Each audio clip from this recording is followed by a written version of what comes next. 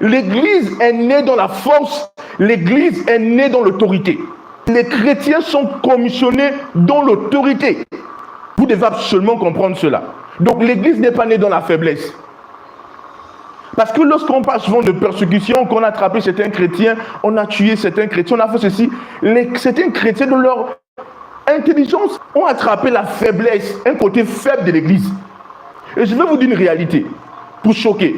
Les premiers disciples du Seigneur qui sont morts ne sont pas morts parce qu'ils voulaient juste mourir comme ça ou arracher leur vie.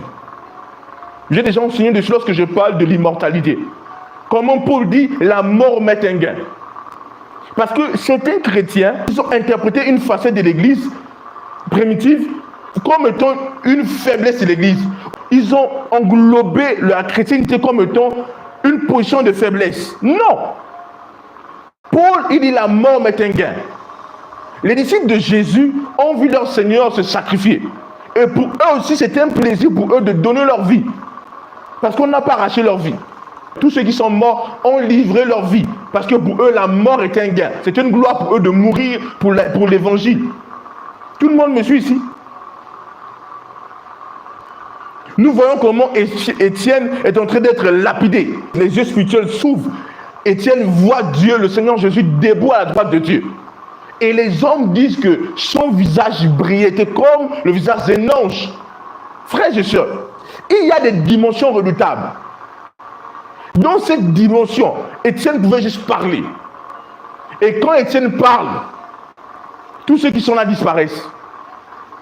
Mais Étienne a dit, Seigneur, je te rends mon esprit, je te remets mon âme. Tout le monde me suit ici. Étienne n'a pas libéré des paroles de malédiction sur ceux qui voulaient le tuer. Élie n'a pas vu le Seigneur. Il a dit, si je suis homme de Dieu, que le feu descende de vous consume. Mais Étienne est dans une dimension élevée. Il voit sa majesté debout. Ah, qui me suit ici? Dans cette dimension, Étienne pouvait déclarer une chose, ça arrivait. Mais Étienne n'a pas maudit ce qui était là. Étienne a dit, Seigneur, je te remets mon esprit, mon âme. Tout le monde me suit ici. Oui. Vous allez voir que même les hommes comme Paul étaient des hommes qui étaient élevés dans la compréhension des réalités spirituelles. Mais ces hommes étaient les fondements de l'église. Et donc, parce qu'ils étaient les fondements, ils essaient de montrer une voie et de bâtir l'église dans une dimension d'amour et avec un caractère qui se rapprochait de plus en plus de celui du Seigneur. Pourquoi? Parce que si les premiers disciples commençaient à faire tomber le feu, détruire les villes, ça devait être compliqué. Bien qu'ils avaient le pouvoir de détruire les villes, tous ceux qui devaient naître de nouveau arriver dans l'église devaient marcher comme eux.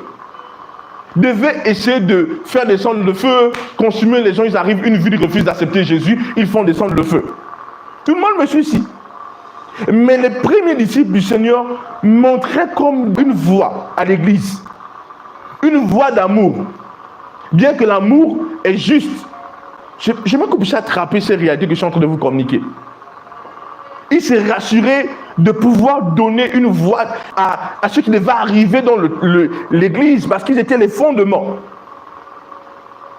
Et leur sacrifice était aussi pour montrer la valeur de l'évangile, le poids de l'évangile.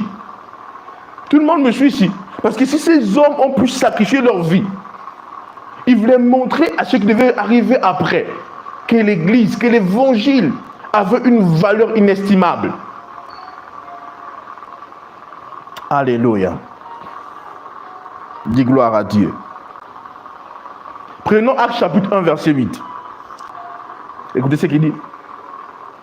Il dit, mais vous recevrez une puissance, le Saint-Esprit survenant sur vous, et vous serez mes témoins à Jérusalem, dans toute la Judée, dans la Samarie et jusqu'aux extrémités de la terre.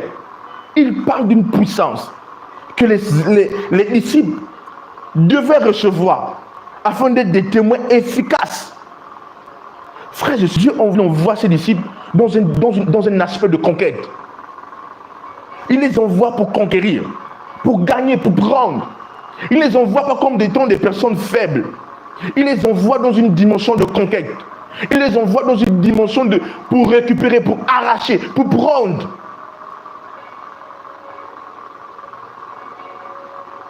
Tout le monde me suit ici, dans un aspect de conquête. Et les premiers disciples se sacrifient pour nous montrer que, oh écoutez les gars, vous allez venir après nous, mais n'oubliez pas, l'évangile a une valeur inestimable. Notre Seigneur s'est sacrifié pour nous. Et nous aussi, nous nous sacrifions, afin que ce soit pour vous un signe que l'évangile n'est pas rien. Alors, prenez très au sérieux l'évangile. Avancez, courez avec cette réalité, que l'évangile n'est pas rien. Tout le monde me suit ici? Ok. Et maintenant, nous arrivons dans une phase où nous sommes la finalité de l'Église. Nous sommes dans la fin. Donc, nos prédécesseurs ont démontré beaucoup de grandes réalités. Nos prédécesseurs nous ont prouvé certaines choses par leur sacrifice et par beaucoup d'autres choses. Nos prédécesseurs nous ont légué un héritage qui est non seulement la Bible, la parole de Dieu, les Écritures, mais aussi leurs sacrifices, leurs œuvres. C'est un héritage. Et nous sommes maintenant dans la phase finale de l'histoire de l'Église sur la terre.